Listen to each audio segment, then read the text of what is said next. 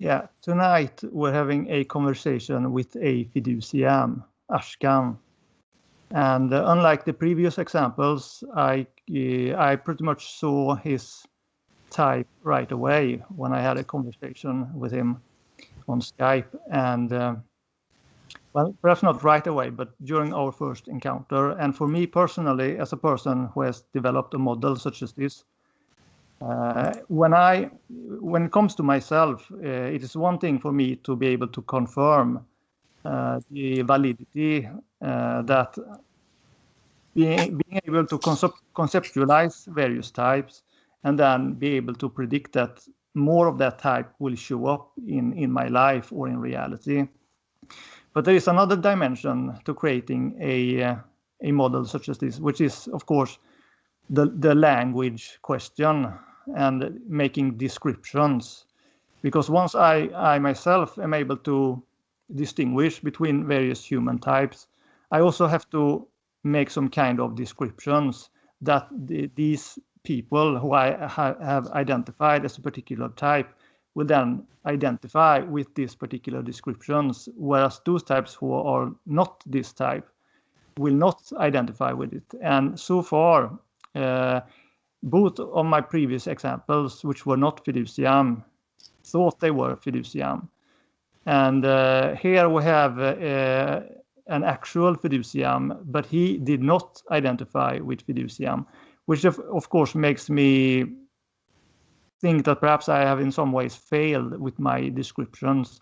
So it's with my description of Fiduciam. And so it's I'm glad to be able to talk to a Fiduciam today. And the type that you did identify with at first was magnitudinum. And perhaps you want to share how your first impressions of this psychosis-hylomorphism and your identification with.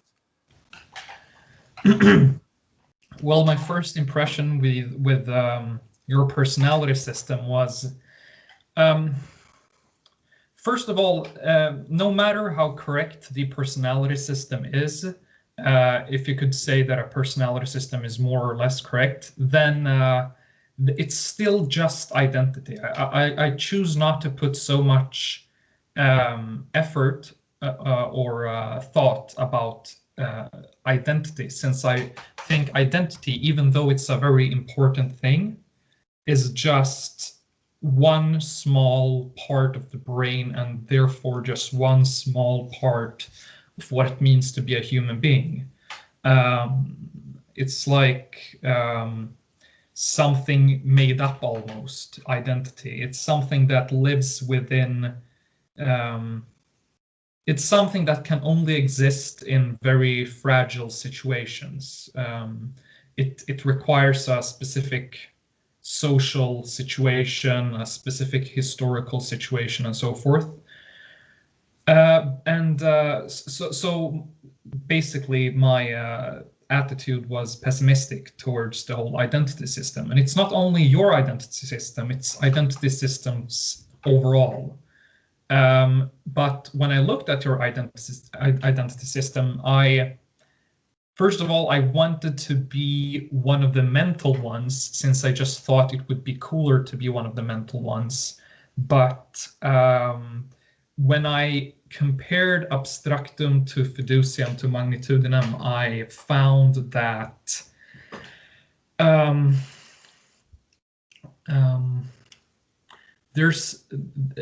there are aspects of magnitudinum that I find in myself that I don't see in fiduciam, and therefore just saying that I'm a fiduciam is reductive in some sense. It doesn't take in the fact that people who are,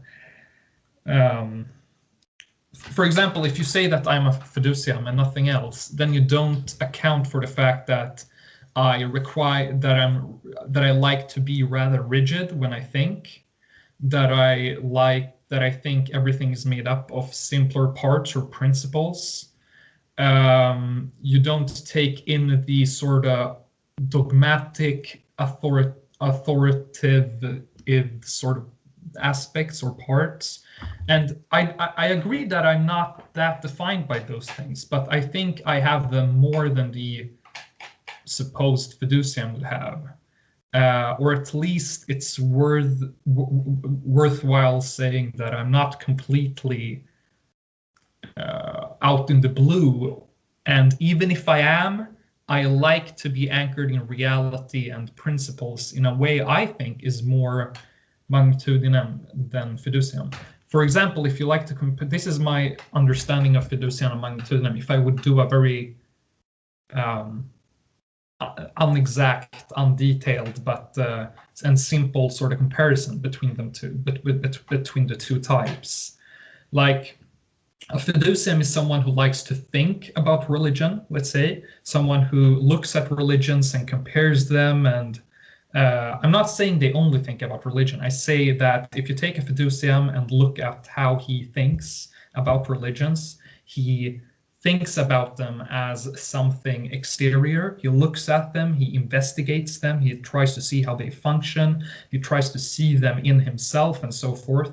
Whilst a magnitudinum, on the other hand, will probably be more religious. He will be more dogmatic and bound up with the religion and have a lot of thoughts about the religion that are not philosophical, but rather factual. And that's interesting because I'm not religious at all. I'm not factual at all when it comes to religion. I'm more the philosophical type when it comes to. So in that sense, I'm a fiduciam. But overall, I have magnitudinum characteristics. Like I believe, if I believe in something, I think I believe in science. In a way that, yeah. Yeah, sure. But I mean, there are some things that where I feel like you can misunderstand or perhaps or simplifying my model a little bit, because you say that if you are fiduciam and nothing else, but as I try to describe this model, people are they are a mixture. They have secondary components. So no person is a pure type. They are a configuration, which is actually the true type. And one thing that kind of speaks for the idea that I have actually in some ways been able to be pretty close in describing these energies. And I think energies is a better term than identity, because they are actually not your identity. They're not meant to be your identity. They are meant to be something like a fuel, something like certain people are more sensitive than other people, and that's not an identity, but it's like a condition. Like some people are short, but just because you're short or tall does not mean that is your identity, but you are in fact short or tall, and it's relative, of course. And the same thing in many ways with these energies. And like I said, you did identify misericordiam and meritum as your secondary energies, and that was my assessment as well. So we do agree on that one, and in that sense, it's not like you were completely off. And magnitudinum is the energy that is the closest to fiduciam without actually being fiduciam, since they are in the same sphere and right next to each other. But I too was a bit surprised by how much you identified with. You said that you felt that you were more conservative. You suggested, for example, that you started out as a magnitudinum and have become more like a fiduciam after some trauma and things we might get into later. But you know what? I think my secondary characteristics, which you say are misericordiam and meritum, I think especially the meritum part may explain the things that I don't think fiduciam account for. In other words, the things I try to say that I am, that fiduciam is not, are actually accounted for if you say that I have meritum. In other words, I like to work hard and get good grades and sort of try to, things like that are important for me. And maybe that's not magnitudinem. Maybe fundamentally I'm a fiduciam, and then those aspects are accounted for by just saying that I'm a meritum. Because when it comes to how I look at the world, I'm not that dogmatic. I'm not that bound up by things. Instead, I try to look at them from outside, and I try to do that because I like to think so as openly as I can. I think magnitudem people are like stuck up sometimes in their thoughts. They're really like, they like to just take up facts instead of discussing what facts are before going into the facts, for example. It's like, I think magnitudinem types are not as deep thinkers, but on the other hand, they're more rigid in some sense. And I like to be that, but maybe that's meritum and not that I'm a magnitudinem. Yeah, but you did identify also with black and white thinking. Yes, exactly. That's interesting because, that's a really good point. And you know what? I've had a lot of conversations with people about this. People tend to say that the world is not black and white, and when they say that, I always say that it is black and white. And what I mean by this is not that you should, because what do people even mean when they say that? They sort of mean that everything is not yes or no, or black or white, or 1 or 0, that things are complex and nuanced. But the thing is, they are complex and they are nuanced and they are deep. But if you zoom in on the particular subjects and the particular parts, if you, in other words, take the whole picture and cut it into pieces and then look at individual parts, and if you zoom in on that and then zoom in again and look at the details of the details of the details, I think fundamentally you will see that everything is made out of elementary particles. It doesn't have to be atoms, but it's something. It's like everything is made up of, let's say, black and white dots. Now that's just a metaphor. It could be ones and zeros. It could be just elementary particles in some sense, like a TV screen. Like it's made out of pixels that are only it's only three colors. But if you zoom out, it's like a complex, nuanced constellation of pictures, like a visual thing. But if you zoom in on it, it's actually just 3 colors. In that sense, I think the world is black and white. But I'm not blind to the fact that the world has nuances. So I wouldn't say yeah. So that's what I meant with that.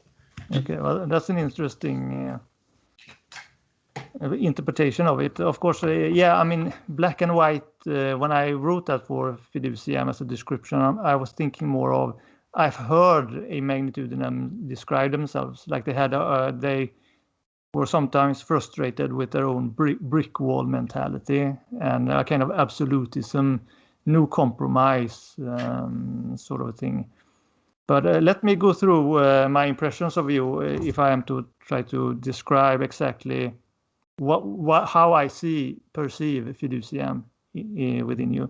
So in our first conversation, you were talking about very sort of complex things and interest in metacognition, thoughts about thoughts, and I suppose that has to do with your interest in language, which we will go into some more.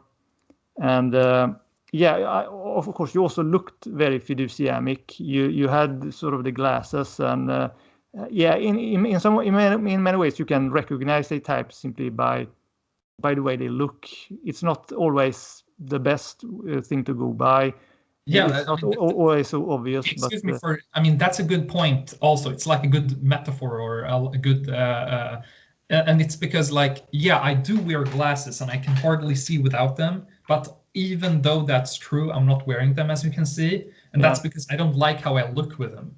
So it's like I'm not trying to be what I fundamentally am. Like, I'm not trying to be a person who wears glasses, but it would be more difficult for me to recognize you as a fiduciam now, I have to admit. I'm trying to modify my looks, so I don't look so fiduciamic, if that's even a thing. Yeah, but you also had this identification with Terence McKenna.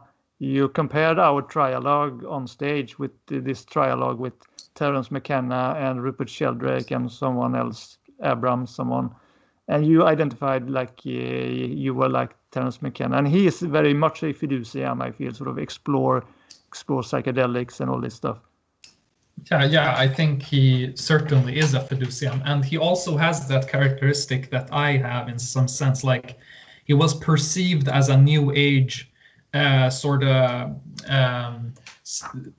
like the things he said wasn't factual. There was pseudo-scientific, like that aura or that image stuck on him, but he hated that. He wanted to be seen as like a mathematically anchored, rationalistic person, a person who explored the edges of reality with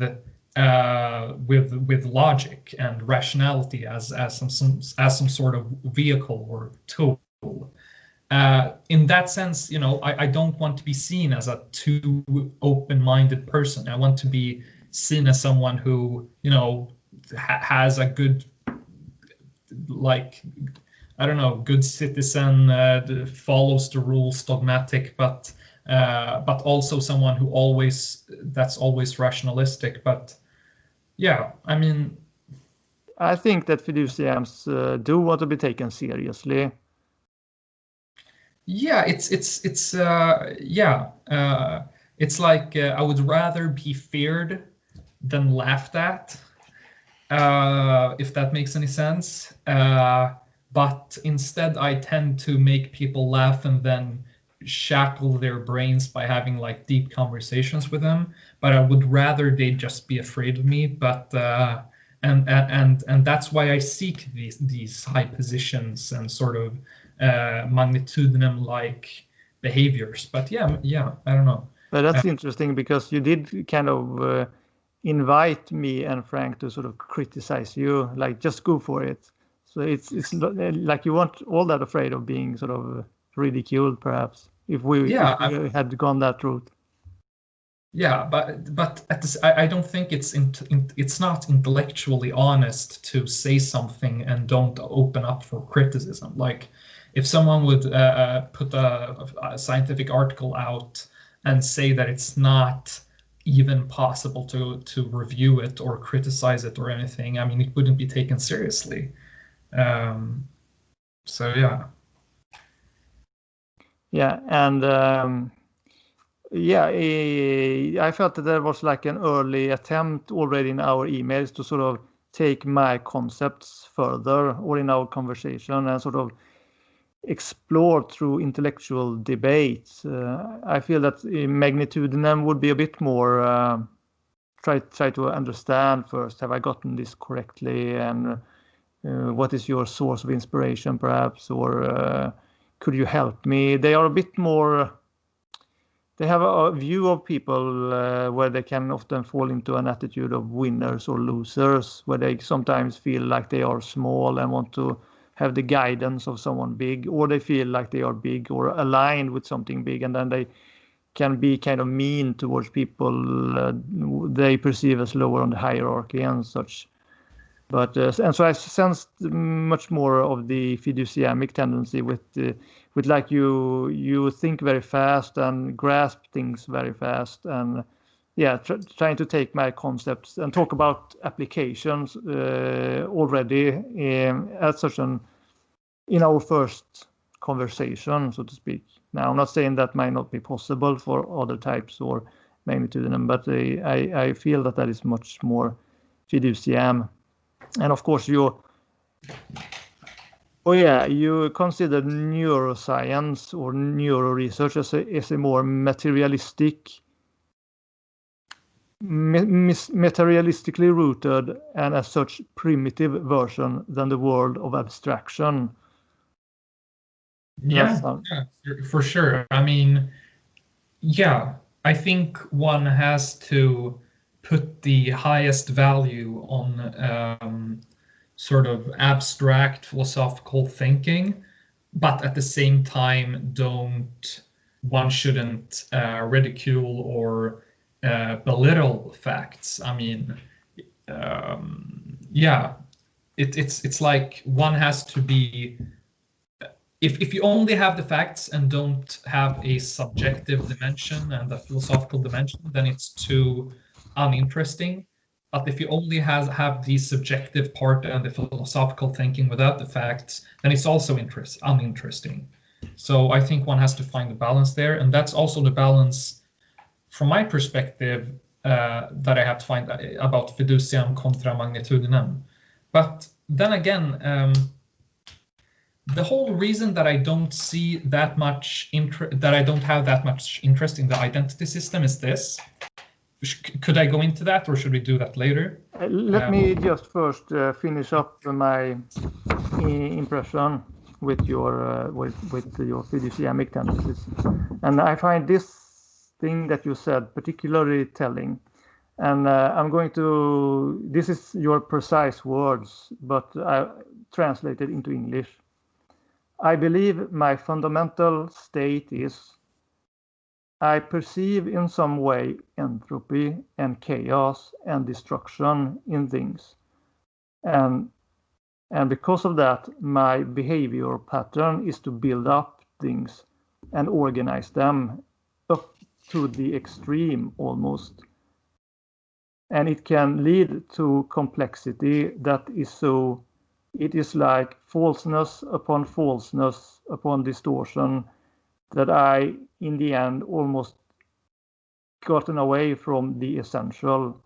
And this was when we were discussing self-control, and that you have found in these principles, in this almost mathematical algorithm that supports timeless principles, that you found that grounds could ground your thinking so that it does not just become a mental trick. And this thing that you were saying, I mean, I can see your entire configuration here, wanting to, there is this kind of fear or panic that things are deteriorating, there's entropy, and we will go into an article where this still seems to haunt you a bit. You found an article about our brain has been shrinking for 20,000 years. And this also seems to have initiated a kind of struggle that you have been interested in presently. But we will go into that later. But that kind of fear or anxiety I associate with misericordem within you in the configuration. And also what you said something about being a bit paranoid at another point. Like it's a kind of social paranoid when people speak like, I cannot remember exactly what you said. And also this wanting to build up and organize them, and I guess improve things that might be deteriorating, otherwise it feels like meritum. And these kind of mental complexity and concepts that are like layer upon layer, that I felt was very much fiduciam. So would you say that, do you still agree that this is your fundamental state? Has it been with you a long time? Yeah, I've always felt comfortable with the description of fiduciam. However, I think I just want to stress some parts of my personality that I am afraid of isn't covered up by fiduciam. In other words, if I would be Terence McKenna, I wouldn't be happy with myself because I would want like a high position in some academic thing. I wouldn't just be happy with being a free thinker or whatever. But I think everything fundamentally is chaos and destructiveness. And if I'm not building up, then everything is just falling apart. So in other words, the only alternative to progression and construction is destruction. And destruction is like the default mode, I think, at least for me.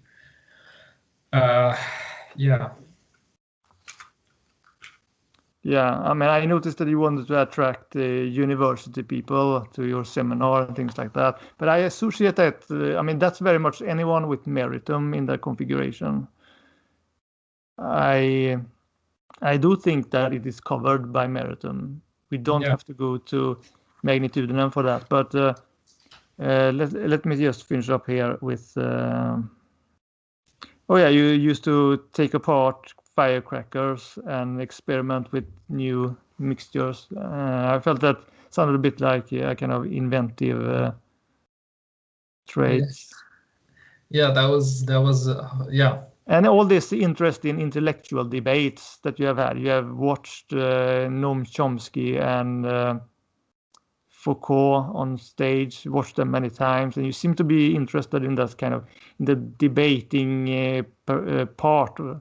And having it on stage, almost like entertainment. I also associate that very much with the sort of verbal tendency of Fiduciam.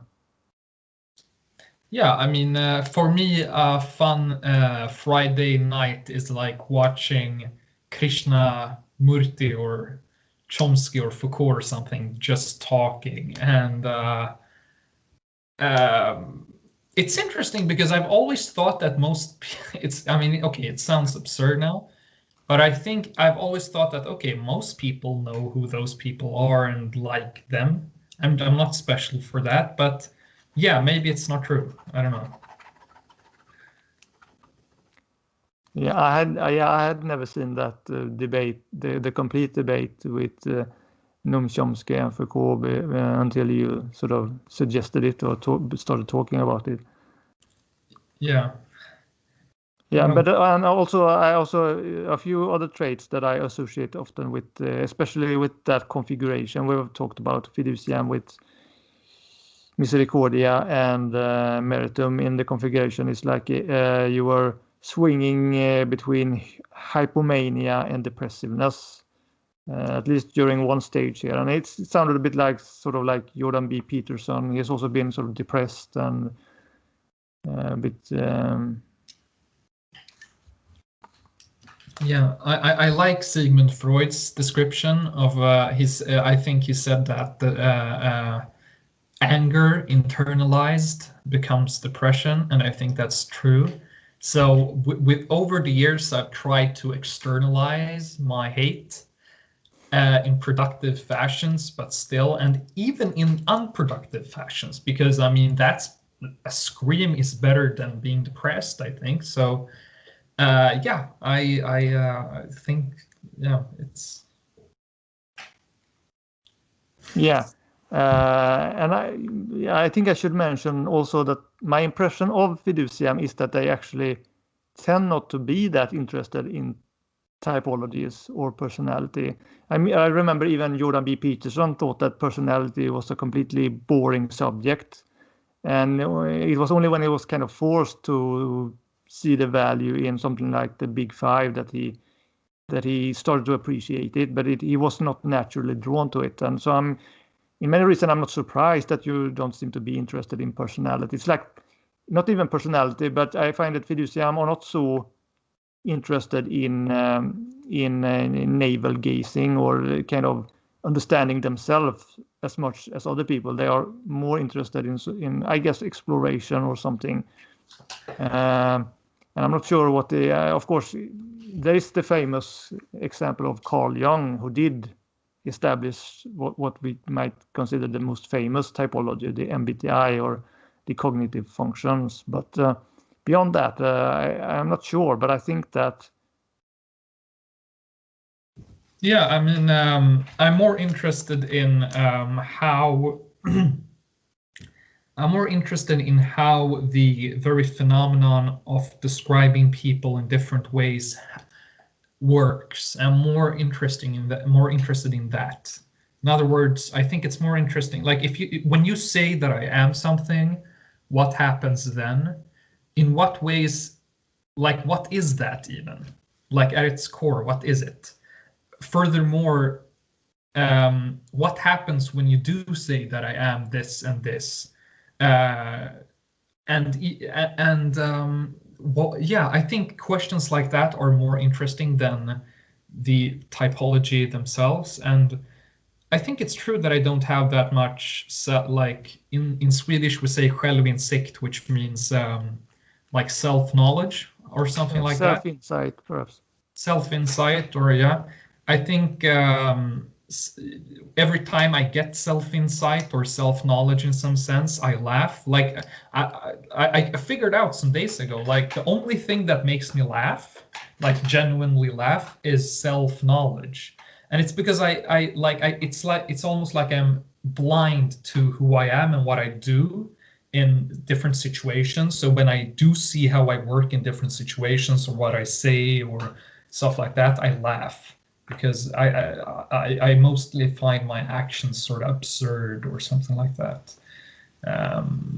So yeah, I mean that's how it is to be something. How do you feel your relation is to reality, to like the world as it is, or simply paying attention to everyday things? Could it be that you are someone who tends to be more in your head and view the world through your own concepts or through your own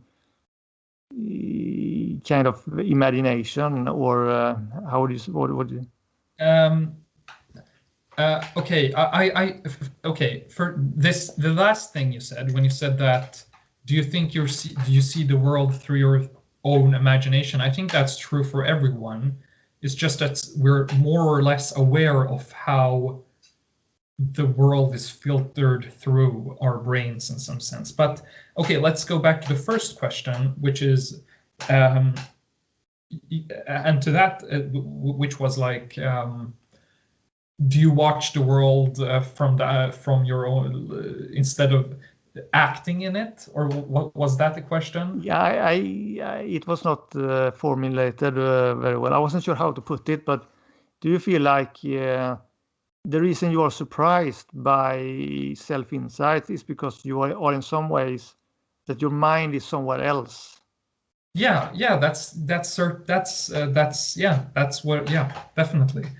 And where is that? it's yeah, that's a really good question. I mean, first of all, over the years, I've tried more and more to turn myself inside out, as I like to say, because I don't think it's that. I mean, it's comfortable in some sense, it's fun in some sense, but it's even more fun and dangerous almost and more real to have those thoughts and then externalize them, like saying exactly what you think to someone in a workplace, taking in or accounting for all of the abstract dimensions. In other words, I over the years I've tried more and more to show people how I think in concrete, boring situations, because when you try, yeah. So it's kind of like wanting to share of your visions, of your mental content, perhaps actualizing or externalizing your mental concepts. Yeah, I just see it as turning myself inside out. It's like, yeah, because the inside part is the part that people doesn't see, and the inside part is my thoughts and my views on the world. And yeah, that's also associated with what I said about hate. I mean, if you're angry and hateful, then and internalize it, then I mean, I'm not even sure if Sigmund Freud's theory there is legit or not, but let's say that's how it works, just for an argument, that if you don't externalize hate, it becomes internalized and becomes depression. Let's just say that's how it works, for sake of arguments or for simplicity.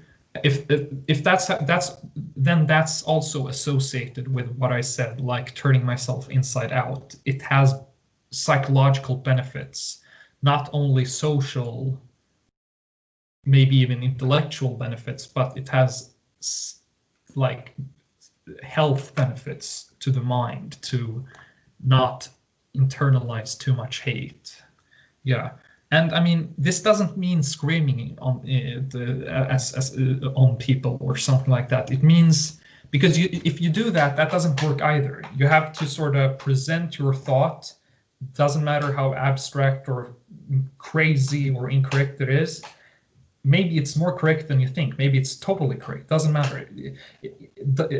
I'm talking about how it feels. Like if it feels really nonsensical, you still have to present it to the person and say, okay, I'm seeing it like this.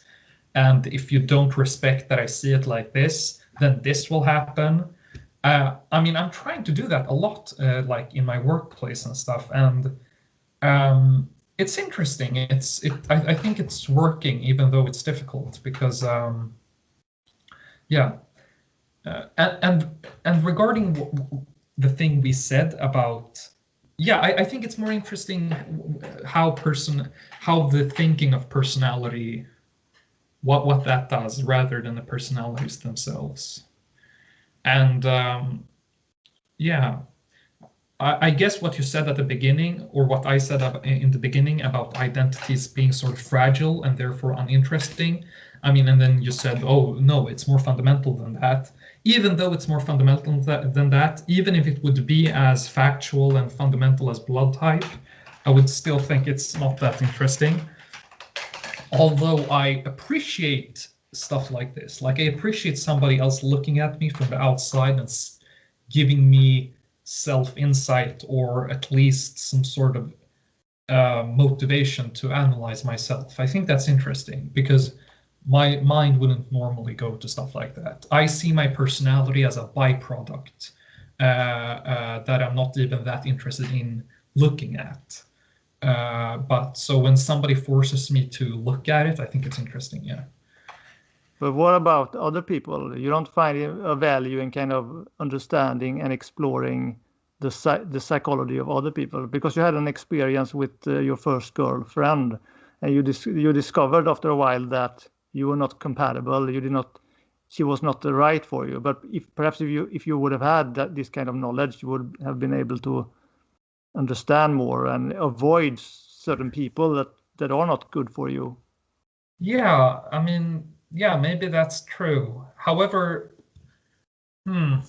it's interesting because, yeah, okay, that's an interesting thought. However, I think that it's better to not, because if I would do that, then it would be like I would put up a filter where only certain people are filtered through the filter. But instead of having no filter when it comes to choosing people, that means that I could end up with anybody. And then the only thing that actually decides if it goes forward or not, if it's successful or not, is what happens, basically. It's like letting two molecules bump into each other and see what happens. The other approach, which you just took up, is more like, don't put those atoms or molecules together. But why not? Let's do it and let's see what happens. Now, it's like I like to categorize or divide the whole world into a posteriori and a priori. A priori is basically people who think out things first and they like know the truth from thinking, whilst a posteriori finds out about the truth through testing. Science is a posteriori in that sense. Philosophy should be in its best form a priori. I'm more a posteriori type. I like to let things happen and then learn by experience. But through time, I mean, if you think like that, like a posteriori, where you test things, you accumulate insights. Like, it's not that it's just random. Hey, I mean, even with these experiences, you accumulate some sort of filter or truth. Yeah, it's sure. And it is a bit more open-minded as well, a bit more fiduciamic, in my view. I think so. Yes. And of course, I started out not really trying to put together a system like this either, and I am glad that I did things that I would not do now, because I did learn from them, and that experience has gone into this kind of system. And of course, I mean, you bring up an interesting point, because sometimes I am a bit worried that if I would have come across this, if I'm teaching this to young people, perhaps it's a bit too early. Perhaps the true value of something like this is when you first go out there and you start to perceive it. And then when you understand the value in it, then you can be truly receptive and appreciative of a model such as this. Yeah, I think that's true, but that shouldn't inhibit you in any way. Like, if you put this forward to somebody young that hasn't experienced a lot, then they will read it and they won't extract as much meaning from it. Yeah. Maybe they will see the meaning in the future when they have learned it through experience. I mean, okay, so what? Doesn't mean that they will. You shouldn't be afraid to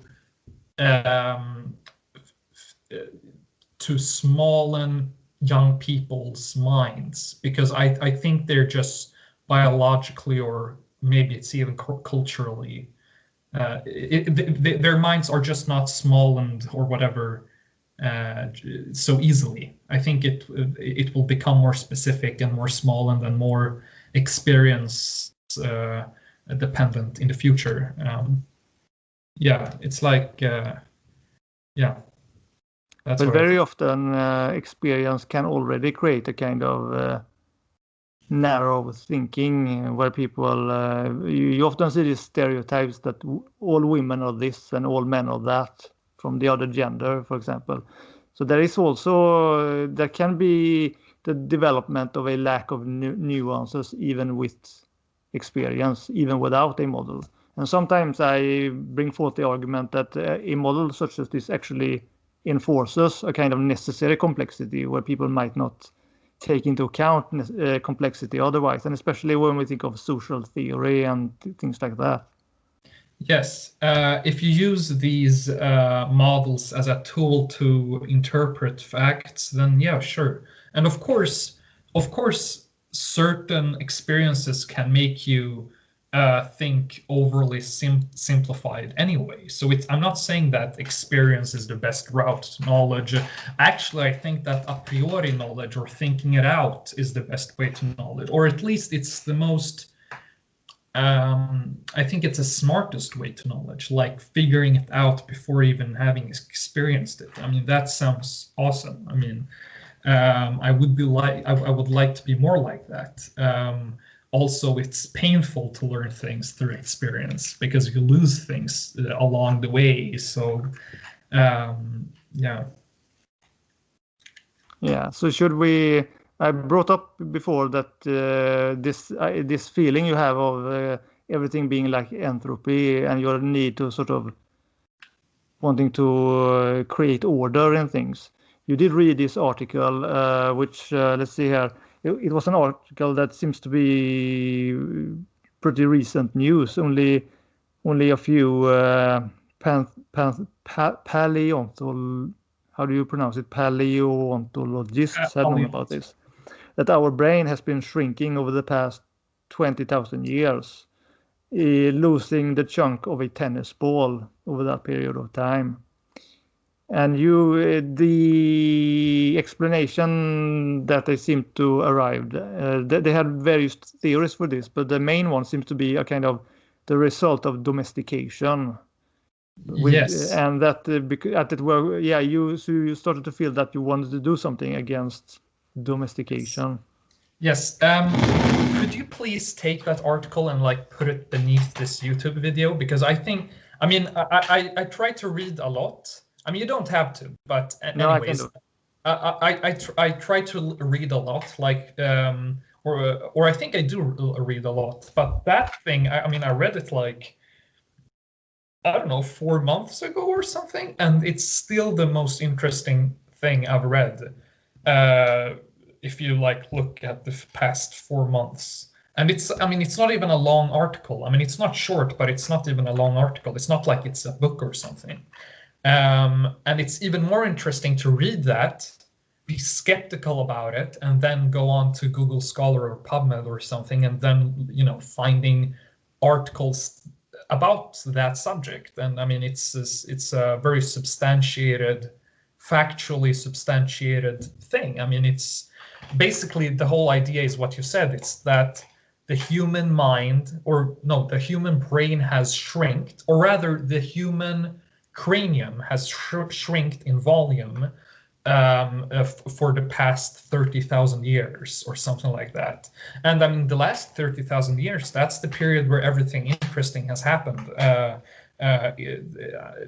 Like for 1,000,000 years or maybe 200,000 years or something like that, nothing really interesting happened when it comes to humans. And then the last 30,000 years was the beginning of civilization, basically. And yeah, I think that's staggering. Like, how could the modern human have a smaller mind, like, or a smaller brain than so the first thing is this: is brain size even that important for cognition?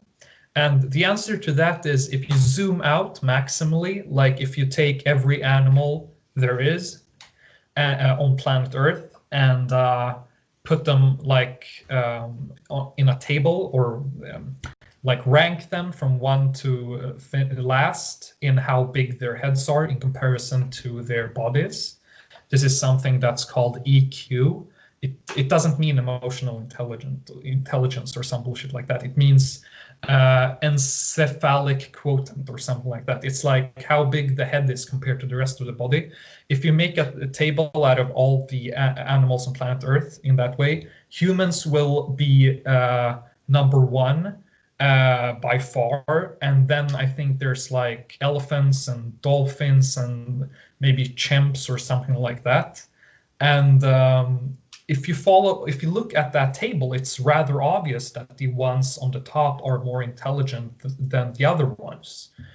But if you zoom in on it, then there might be some nuances, let's say. For example, Einstein didn't have a particularly big head. Still, he is considered to have produced one of the most intellectually profound thoughts, I don't know, in the last 100 years or 200 years or whatever, or at least for physics, most important. And yeah, so brain size isn't everything if you zoom in on it and look at the details. But if you zoom out and compare all the animals on planet Earth, head size is important and directly linked to higher cognition and mental capabilities. So why has the human mind shrinked from the point where civilization started? Well, we don't know why. I mean, it's not obvious what the answer is, but there are some hypotheses or thoughts about why that could be. By the way, they have found this out by finding craniums throughout history in different locations, and then date them back to specific dates and then compared them and been like, okay, human beings 30,000 years ago had bigger skulls than human beings 15,000 years ago, and today we have smaller heads still than the ones from 15,000 years ago. And the periods where they didn't find any craniums, because I mean, they didn't find craniums for every period in history. So the periods where they didn't find any craniums, they had a theory, which was this: the more people who lived in a place, in other words, the more tools or human artifacts there were in a place, the more symbols or signs of society they found in a place. They thought that, okay, then the brain size should be bigger in those places compared to other places. That's like the theory they had. Actually, it turned out to be the exact opposite. That when people gathered together in small cities or villages, it was the exact opposite. Human skull size shrinked instead of becoming bigger. Yeah, so I think that's amazing. I mean, so what's the reason for that? Yeah, as you said, they think it's because of domestication. They think that humans are domesticated versions of what humans were 30,000 years ago. And just as the wolf has a bigger head bigger body size, etc., than the dog. The humans today have smaller heads, are more submissive, tending to follow instructions rather than finding it out themselves. They're more like that than the primitive types of humans. And this is even true when it comes to boar, like vildsvin in Swedish. They have bigger heads and bigger bodies compared to pigs. And I mean, there are numerous examples of this. Yeah, so the death penalty, for example, that's a big part in the if you take the if you put the death penalty in place in a society, the most aggressive people that kill the most or whatever will die off, and then after a while you will get non-aggressive humans that will just breed even more non-aggressive humans, and after a while you'll have this domesticated, civilized version of man. And take that process and put it in a 30,000 years time scale, and you get something like a shrinkage of, I don't know how many cubic centimeters it was, but yeah, it's a substantial shrinkage of the human brain. And I think that's interesting as hell. That's actually why I grew my beard out. Like, I haven't ever had a beard, but I like to make myself so primitive and non-civilized as possible. I think, however, the more I investigate things, I find that I'm actually rather, domesticated. I mean, I follow orders and try to fit in different social norms to a like extreme, like in an extreme way. Like, I'm trying to fit in and follow instructions and be a good citizen and be moral in a way that's, yeah, maybe too tamed and too civilized. But I like the idea of not being that. I see the value in wildness, and yeah. Yeah. Okay. Well, I don't think I feel quite as domesticated as you do. I have often been someone who wanted to. I have always struggled with fitting into the status quo, so to speak, and my head is pretty small, I think. I remember I made some hats in sewing Sloyd. I'm not sure how you say that in English, but in school, instead of yeah. And none of my friends could fit these hats that I had made on their own heads. But I mean, I have done this system. I don't think people will regard me as kind of more stupid than someone with a larger head, like you said, with Einstein also had. And I actually suspect that certain types actually have smaller heads, such as, since Einstein was also an abstractum, such as myself, but with a different configuration. And I mean, they do bring up in this article that when you have a smaller brain, that there can be a kind of more tighter connection that makes things run faster. But I'm not sure. I mean, I think they ended up dismissing that for some reason. But at the end of the article, they do mention that since colonial times, both African heads and European heads have actually started to increase again. And they don't know why either. Yeah, I mean, that's true, but that's like for the past, 200 years or something like that. Yeah, but yes, it's important to try to figure out why that is, I think. Yes, that's. But, I've always seen this article as an absolute tragedy. But for the last, I don't know, 5 days or something, or at least for the past few days, I've started to not see it as a tragedy, because the structures that we have put in place instead of that wild, undomesticated human being, in other words, institutions and states and stuff like that, those things are human creations as well, and they are human as well in a sense. They're not individual humans, but they are human creations, and they are way more powerful than even the person with the biggest head. I mean, they're so if you say that something is domesticated, it means that there must be a agent that domesticates. Like, you can't have something that's domesticated unless something domesticates it. So what is domesticate? What is taming human beings? Who are the domesticator when it comes to human beings? I think the answer is human institutions and human states and stuff like that. And that means that human states and countries and stuff like nations or whatever, that they are in some sense more powerful than humans. But still, it's a human creation. So maybe it's not that bad. It's like we've sacrificed a part of our brains for the creation of nations and civilizations, which in turn are 100-fold stronger than individual people. So it's not that much of us. It's not like that part of the brain is lost. It's just transferred to institutions and stuff like that.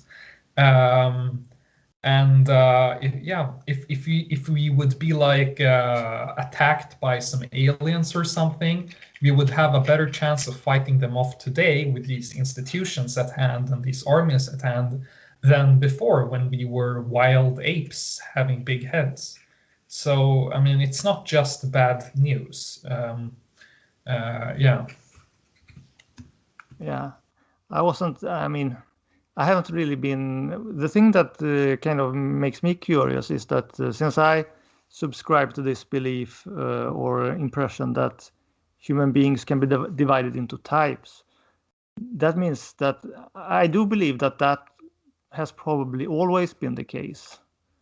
And then I wonder, back when our brains were bigger and we were more primitive, then how did the types appear back then? I find that kind of question interesting to think about, and that the subject of types is you can look at it in parallel, or something that does not really become less relevant, even if our brains became smaller and we did become more stupid. I still think that the subject of types would be relevant, so to speak, and perhaps also the subject of language and the effect it has on us. I mean, if it was relevant 30,000 years ago, whatever, then that means that what the typology describes is more fundamental than what I call mere identity. And that's what you're saying anyway. So maybe you can find some proof for it just by looking at some articles or something.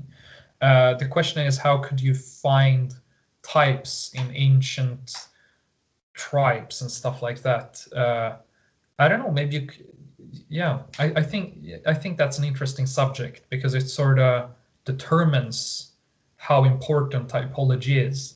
Because if there weren't any types back then typology is just a modern fragile construct. If there were types back then it's more fundamental, as you say it is. Yeah, but you do agree you can still perceive some kind of difference between people. Let's say that my typology and every typology is kind of nonsense, a kind of way we trick ourselves.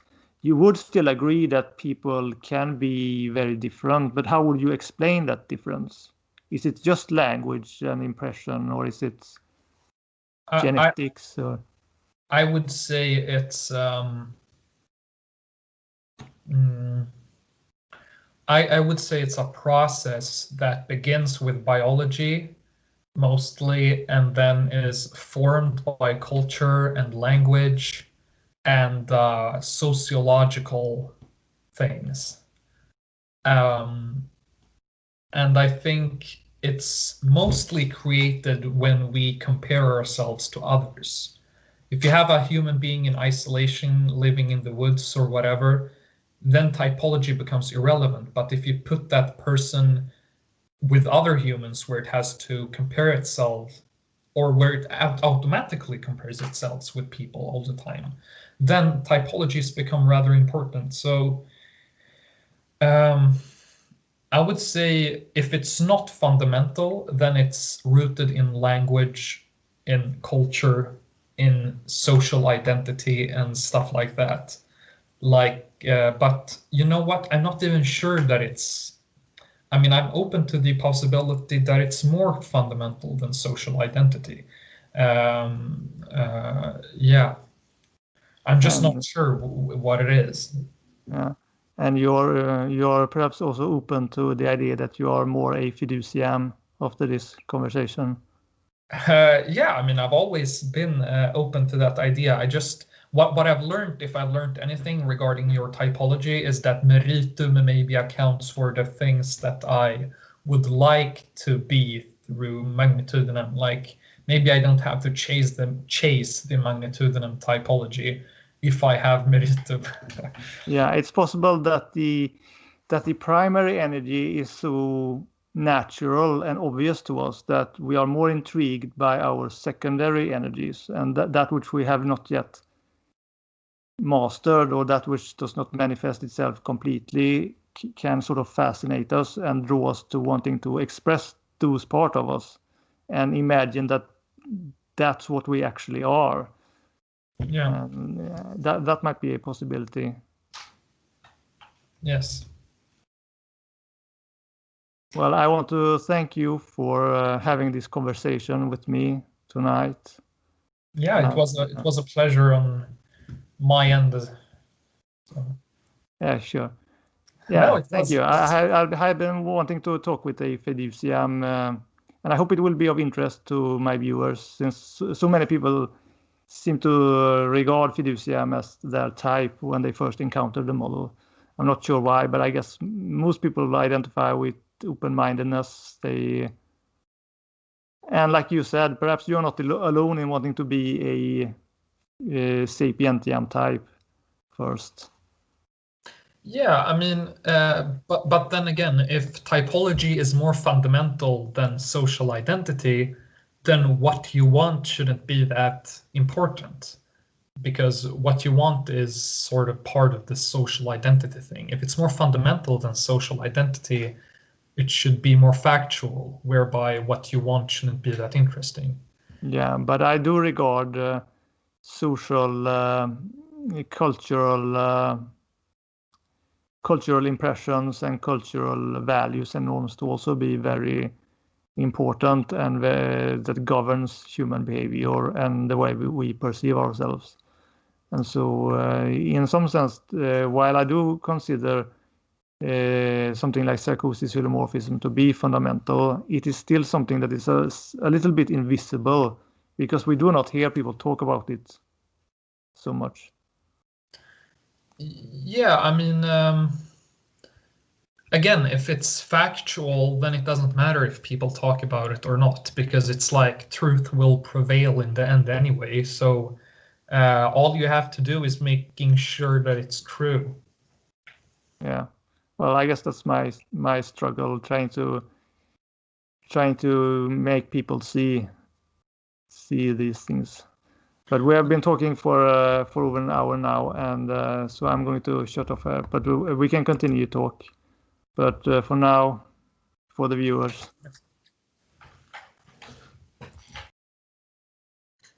För du vet, det här med att man ser dåligt beror oftast på ögats form och typ hornhinnan och hur ögats lins liksom är skapt. Så det är mer en morfologisk grej. Men han menar att det inte alls är en morfologisk grej. Alltså den här Dr. Bates som Aldous Huxley har skrivit en bok om. Han menar att det inte alls är en morfologisk grej, utan att det är ögonmusklerna som typ inte lärt sig spänna ögat på rätt sätt, och att man kan träna det till att man ser rätt.